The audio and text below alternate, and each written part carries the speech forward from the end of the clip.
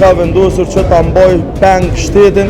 Për shkak që janë shkelës të vazhdueshëm të kushtetutës. Pra edhe bllokojnë, por edhe nuk duan të hapin rrugë. Betejë politike nuk është zhvilluar asnjëherë për kryetarin që Albulena Haxhiu është gruaja më e votuar. Nuk ka lënë kandidatja për kryetare dhe seancën do pritet. Vërtet tashmë kjo situatë është përkeqardhje dhe ne përshqasim në një fazë që asnjëherë si ka ndodhur Republikës Kosovës. Kanë kalu 73 ditë prej përfundimit zgjedhjeve. Kanë kalu 27 ditë prej kur janë certifikuar këto zgjedhje dhe që është dashur me marrë një mandat edhe për themelimin e qeverisë dhe ne ende nuk kemi institucione të themeluara, të buruara nga verdikti qytetarëve nga zgjedhjet e nëntëshkurtit, sepse lëvizja vetëvendosje cilës i takon ta propozoj kryetarin e kuvendit ka vendosur që ta mbajë peng shtetin për shkak të tekeve të tyre për një emër të përveçëm. Mentaliteti arbitrar i marrjes së votës me zër nuk ka vend në një sistem demokratik. Ta s'kan shumicë parlamentare. Kjo është evidente, sepse po shihet që as 60 nuk i kanë, jo 61. Janë 57, është hera e tretë. Shikoni nëse 3 herë nuk i merr votat, me çfarë logjike dojnë më ardhë mas nesër tash ti më na e thonë edhe një herë emrin e njëj. Është fyrje për këtë institucion, është fyrje për qytetarë, sepse është vazhdim i qëllimshëm i bllokadës.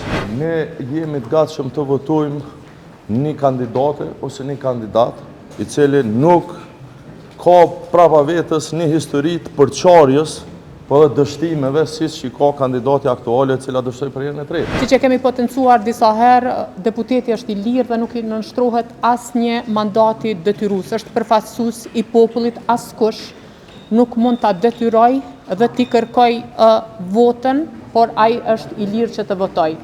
Ne tani me jemi shprehur disa herë që nuk jemi të gatshëm që të kemi marrëveshje politike. Kryetari i kuvendit zgjedhet në 2 forma, ose me marrëveshje politike, ose duke sjellur një kandidat i cili do të ishte i pranueshëm, e ne kemi potencuar disa herë që për Lidhjen Demokratike të Kosovës nuk ka asnjë kandidat të cilën do ta votonim pikë së pari për shkak të historisë së tyre, për shkak që janë shkelës të vazhdueshëm të kushtetutës, ju e keni pa edhe pas betimit që e kanë dhënë në kuvendin e Republikës së Kosovës si deputet, të njëjtit vazhdojnë të dalin në zyre dhe i kanë marrë peng institucionet e Republikës së Kosovës që nënkupton këta kanë shkelur betimin e deputetit dhe rrjedhimisht kushtetutën. Këta nuk dëshirojnë të bëjnë me marrëveshje politike, janë edhe 14 parti të tjera, 13, do të thonë qofse heqim këtu LDK dhe Lëvizjen Vetëvendosje, i kanë. Ne jemi 20 deputet në kuvendin e Republikës së Kosovës prej 120-ve, janë domethënë edhe të tjerë të cilët janë të gatshëm të hyjnë. Është pa aftësi dhe përgjegjësi e tyre për të krijuar një shumicë të cilën ata s'po mund ta krijojnë. Deputetët e kuvendit të Republikës Kosovës dështuan që të konstituojnë kuvendin, pra që të votojnë për kryesinë e kuvendit në mënyrë që të hapet rruga për formimin e institucioneve tjera siç është qeveria në këtë rast. Pra edhe bllokojnë, por edhe nuk duan të hapin rrugë që të tjerat të zhbllokojnë. Domethënë me votën e tyre kundër ata po e pamundsojnë konstituimin e kuvendit. Duhet ta qartësojmë edhe një gjë. Të gjithë pajtohemi që qeveria duhet të formohet nga shumica parlamentare, sepse këtë e kërkon kushtetuta dhe nuk mund të qeverisë në një skenar teorik, do të mund qeverisin të gjithë, mirë po praktika e ka treguar që zakonisht fituesi i zgjedhjeve merr partner koalicioni nëse ka nevojë, e bën shumicën e nevojshme prej 61 deputetëve, që është minimumi kushtetues, dhe vazhdon qeverisin. Tek konstituimi i kuvendit është pluralizëm demokratik, pra është shtëpia e deputetëve përfaqësuesve të popullit, të cilët pra duhet ta konstituojnë kuvendin. Dhe po të ishte ajo çfarë po pretendon opozita, që barra, përgjegjësia e formimit e konstituimit të kuvendit i takon vetëm partisë fituese, atëherë do të kishim kryetarin dhe 15 kryetar të partisë fituese. Betejë politike nuk është zhvilluar asnjëherë për kryetarin e kuvendit edhe konstituimin e kuvendit, që dini betejë fillon me konstituimin e kuvendit për qeverinë. Qëndrimet tona saj përket qeverinë që i dini, jemi për qeverinë e opozitës, saj përket konstituimit të kuvendit jemi të interesuar, pra përsëris edhe një herë.